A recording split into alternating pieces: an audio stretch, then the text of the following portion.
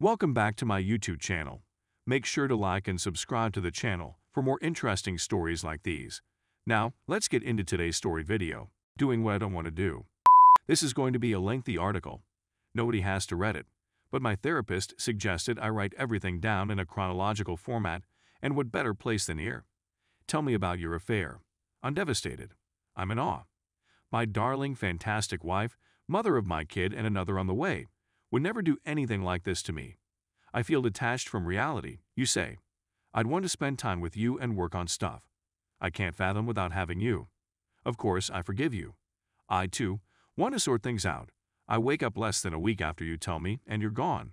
You've paid him a visit. You need resolution. On a loss, yet I'm still going to marital therapy. To my knowledge, you've contacted him 4 times at this point. I'm not sure what you mean. You wanted to get things done. It's just too much for me to bear emotionally. I broke you, and I'm not going to be able to mend you. It's simply too much for me, you may remark. I swallow my resentment and strive to care for you. You're pregnant, we experienced a miscarriage, and my wife is in need of assistance. Every day, we spend our days together, traveling places with our kid. When I express my feelings, I'm having a terrible time today. I'm really suffering with the notion of XYZ. You push me away, run away, and I wake up with letters from you gone. I keep finding you chatting to him. This guy who seems to be more lovable than I am. 10 years your senior, father to a half-dozen children from several women, a guy who threatened me and your children if I ever revealed his long-term partner about the affair. He seems to be difficult to let go of.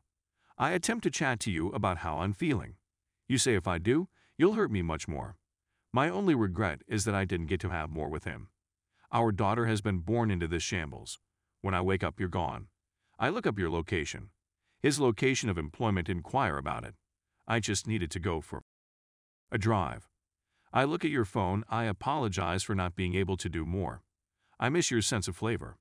I request that you leave. Stay at your mother's house. You're terrified. Tell me you don't care about me. You never had feelings for me. I try to avoid you as much as possible. I'm concerned about your mental health. We're splitting up the kids. You're going to give me a chance to date you, you say. This can't be true. This can't be happening to my high school love and closest buddy. Our separation seems to be working. You appear to be missing me. You've invited me to Thanksgiving dinner. Yes, I do. You're still conversing with him. I'm begging you to stop texting him in front of me. I avoid making eye contact. It seems to send you into a tailspin. You want to get things done. Let's see how it goes. I haven't been thinking clearly. I'd agree that I'm anxious to be with the lady I love and that none of this is true. You return to your hometown 2 weeks before Christmas. We're having a fantastic couple of weeks. You don't want to attend to marital therapy anymore, but everything seems to be well. I notice you've loaded the Xbox Live app on your phone the day after Christmas. You've been texting him on there since we changed your phone number. While you're in the shower, I question you about it. You've lost it again. I'm going upstairs to weep where you can't hear me. When I decide to take a shower, I hear my girls laughing uncontrollably. When I go downstairs, you're gone. I finally got a hold of you after 8 hours away. You're not coming home for long. You're going to stop taking your antidepressants cold turkey. You no longer wish to live. I called the cops. You wind up on the list of those who have gone missing. I spent 2 days seeking for you from daylight to night. You surrendered to the hospital. You were at the mental health center for 10 days. I've been on the phone with you for 10 days. We're looking after our girls, bringing our daughters to sit in the parking lot outside the facility so that we may talk on the phone while you can view them from a distance. Hopefully, my wife will receive the assistance she needs in there. Everything will be okay. You leave the institution and return home. You formed a slew of toxic connections at the facility, and you're messaging and contacting folks you met there throughout the day. But I let it go. You've been gone for 2 weeks, and when I get home from work, it's long after you've gone to bed, and I discover your phone with the Xbox app open, a discussion between you and him again. You're missing him. You have garments that smell like him, but have gradually lost their aroma, which makes you unhappy. I'm completely numb. I request that you depart once again. The second separation. I'd want to work on it, but if you ever speak to him again, this is done, I say.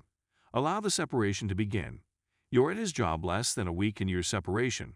It's the library. You're in the library with your new mental health facility buddy T. I called to inquire about the situation. You're freaked out by me. I'm not talking to him. How could you have made such a huge deal out of this? I just let it be. Because I found you weeping. You came over on your birthday.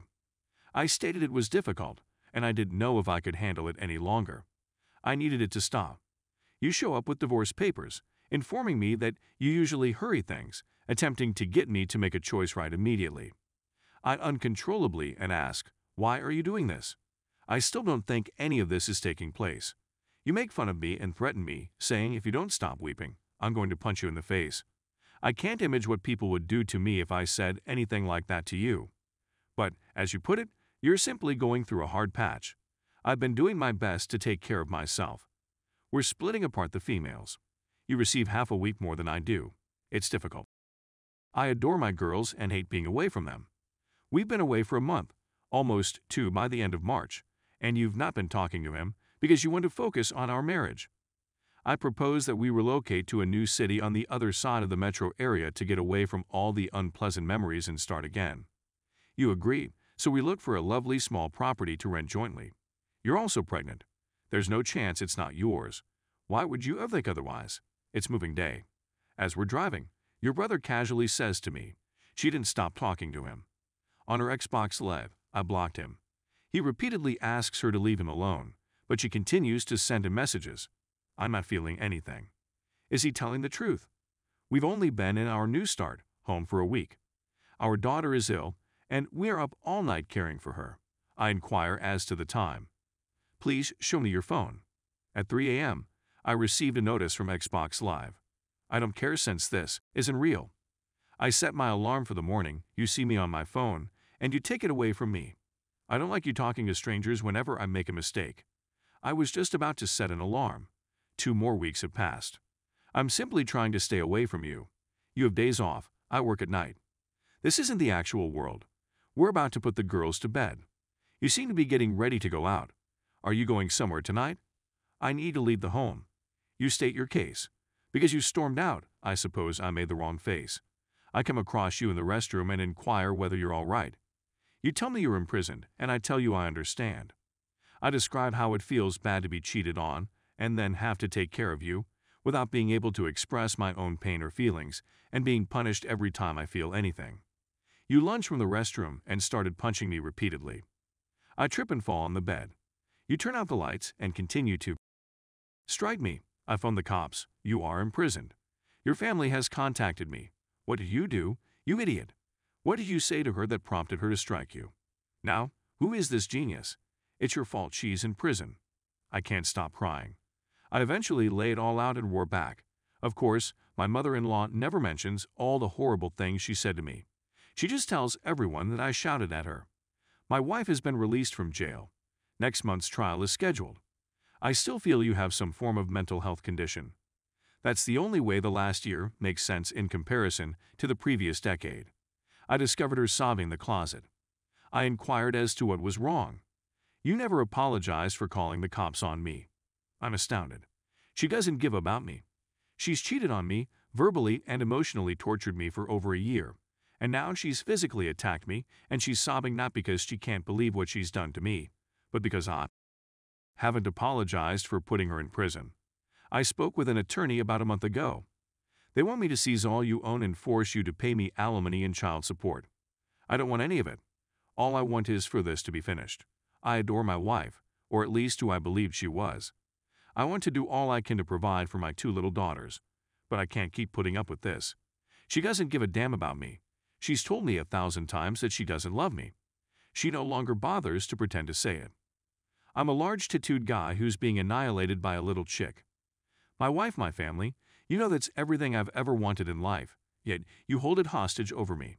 I don't want a divorce, but you've never apologized, never stopped cheating, gaslighted, blame-shifted, and never once shown genuine concern. Please help me. I'm stuck in hell. Edit 1. I just had the post up for 5 minutes and I'm already being downvoted to hell. I'm sure you all think I'm a coward. You're probably correct.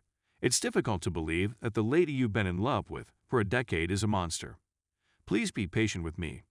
I didn't expect to receive trash on a support group forum for being candid about being ripped apart by someone you want to trust. Edit 2. I've read as many of the responses as I can.